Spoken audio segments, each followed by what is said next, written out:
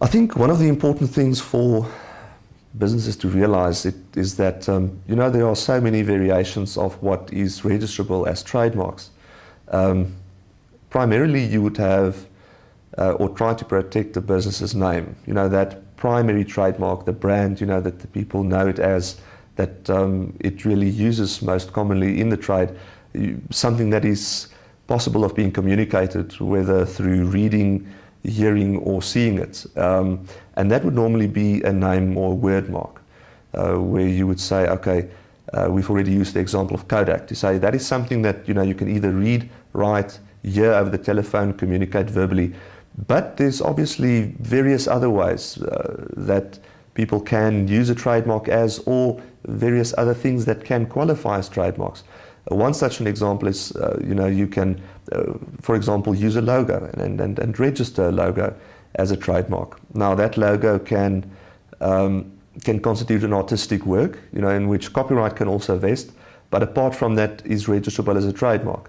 Now a logo can be, variations of a name, having that represented in a stylized form.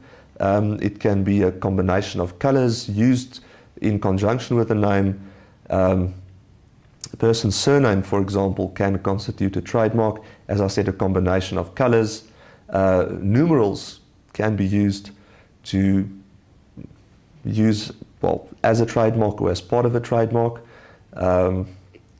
I think an example of that is 212, I think, in relation to fragrances. It's a trademark that you would find. Any shape of a container, for example, a container that has become distinctive. If there's, I think a good example of that is, for example, the bottle used for Dimple whiskey. It has a stylized shape, and that has been protected as a trademark. The shape, three-dimensional shape of a product can be a trademark. A musical jingle. What constitutes a trademark is really not something that you can say, okay, there is some exhaustive list of what constitutes a trademark. A trademark can literally be almost anything that you can firstly represent in some graphic form. And that is very important because you have to represent that mark in some way so that the public can see it, can have some way of finding out exactly what this trademark's all about. So they must be able